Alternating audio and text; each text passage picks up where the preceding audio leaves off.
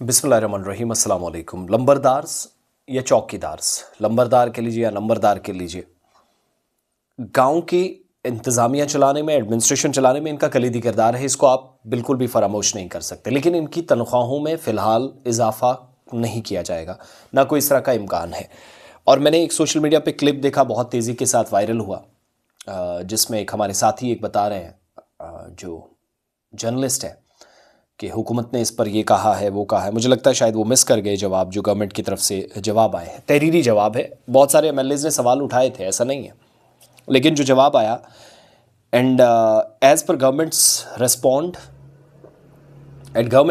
As respond that no honorarium hike for numberdars chowkidars in Jammu and Kashmir governments data, जिसमें हुकूमत ने, ये फ्राइडे का दिन था गालिबन, 6 तारीख थी जिस दिन ये जवाब आया। और 1500 से 1501 रुपये जो अभी भी नंबरदार या चौकीदार ले रहे हैं, 30-30, 25-25, कई लोगों को 50-50 साल हो गए इसी तरीके से काम चलाते हुए। और 2016 में हुकूमत ने जो जवाब दिया कि 27 अप्रैल को उस वक्त की जो काबीना थी उसने फैसला लिया कि चौकीदार और जो नंबरदार हैं इनके तनख्वाहों में इजाफा किया जाएगा। 750 और 751 थी। 751 वालों को 1501 और चौकीदार 750 लेते थे, 1500 रुपये किए गए। एक तो ये ऑनरेरियम, इसके अलावा कोई भी हुकूमत का मंसूबा नहीं है। कल को कुछ बदल जाए, मैं नहीं जानता, कल पीर है और कल हो सकता है कोई और जवाब आए। अभी तक की डेटा के मुताबिक, और वो जो खबर है कि कहा गया जी हम बढ़ाएंगे, ये झूठी है। हुकूमत का कोई ऐसा जवाब नहीं है। फिर मौजूदा वक्त में तकरीबन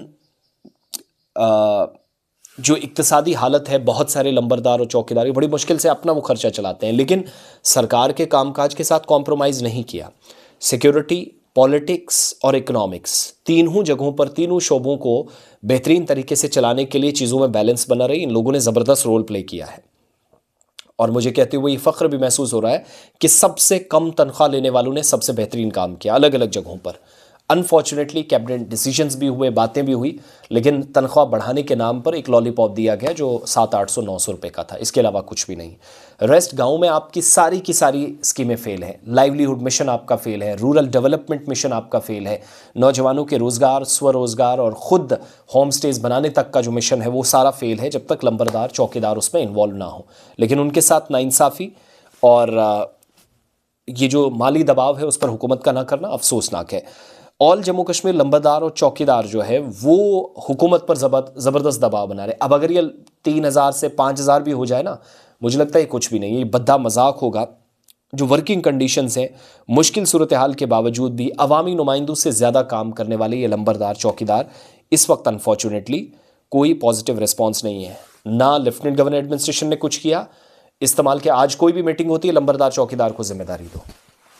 और वो जो चूल्हों का एक 10-10, 12-12, 15-11 रुपये वो टैक्स है, वो जब आप देते हैं तो खुदारा इन लोगों की मदद करें। इससे कुछ नहीं जाएगा। ये आपका ख्याल रखने वाले लोग हैं। 10 के बजाय उनको 100 रुपये दें, 500 दें, 300 दें, 200 दें। कोई वो भिखारी नहीं है 10-10 रुपये देकर आप उनको करेंगे।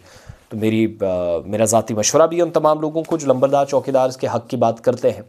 जब गाँव में ये टैक्स चूल्हे वाइज जो सालाना होता है वो भी हाउस होल्ड से लिया जाता है, तो उसमें थोड़ा सा अपनी तरफ से इंसानी और हमदर्दाना बुनियादों पर उसको थोड़ा बढ़ा भी दे।